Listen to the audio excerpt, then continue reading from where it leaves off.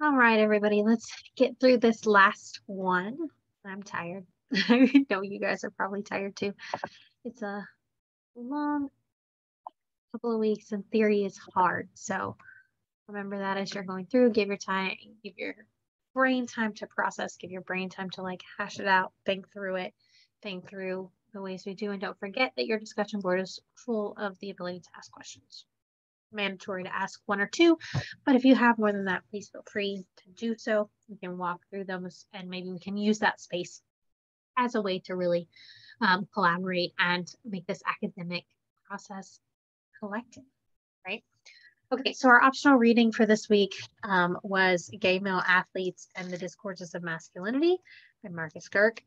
I really like this idea because it lays out multiple of your terms, right? It talks about hegemonic masculinity, complicit masculinity, subordinate masculinity, marginalized masculinity, really talking about that hierarchical structure and what those masculinities within it look like.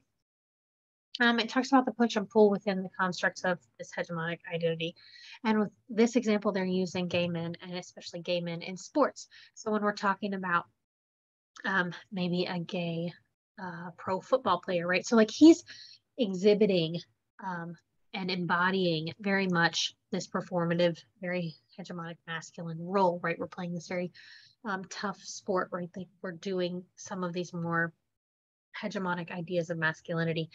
But then when we take out that heteronormative, that heterosexist idea that you have to be straight and we push it and we resist against it, some of those males, especially in those sport arenas, have to overexert that idea that they fit that hegemonic anyway, right? And it ends up being this whole breaking of stereotypes, borders, but it also ends up reinforcing them in other places, right? So we're reinforcing that idea that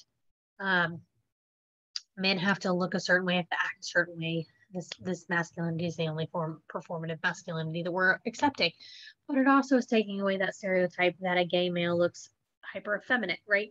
And here's the thing that anyone within that queer male status may identify in a multitude of different ways when it comes to their masculinity. And that masculinity doesn't have to necessarily impact their sexuality, except that we consider straight as part of that dominant ideology of masculinity. So this article really touches on how that interplay of, well, can I still fit that even though I have this but if, and what do I do with that like if category in order to make it and in order to still exude that dominant that power structure that is at the top of that hegemonic masculinity scale, right? Okay, so, and I think it does a really good job. And again, these are really short, really short little reads. They're essentially blog posts done by sociologists and things of that nature. So I encourage you to look at it because it does talk about those links between heteronormativity, which is that idea that being straight is the normative, and masculinity and how those things intertwine and interplay with each other. And the last, I just want to remind you of the tasks you have. We have to read, watch, listen to all the required materials. As always, if you have any questions about any of those materials, please reach out. Complete your discussion board post, which we talked about before, but is that just that 2 questions in there? And then make sure that you also do the responses, which is really just like answering or engaging with some of the questions that your peers have and then I will again get in there and make sure that I am also responding to you guys and feeding into that conversation so that we have a nice little dialogue. The next is that you choose and post your topic for your lit review presentation project.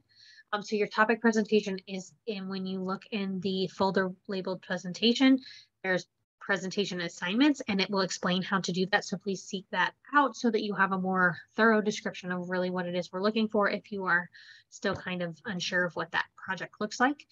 You also have to complete your first critical reflection, and there is a post within this series talking about exactly how to do that. And I will post it there, but I will also post it in the projects, even though it's not part of the projects, just so that you have that video and have access to it for a longer period of time if you need to go back to it for maybe the second one or the third one.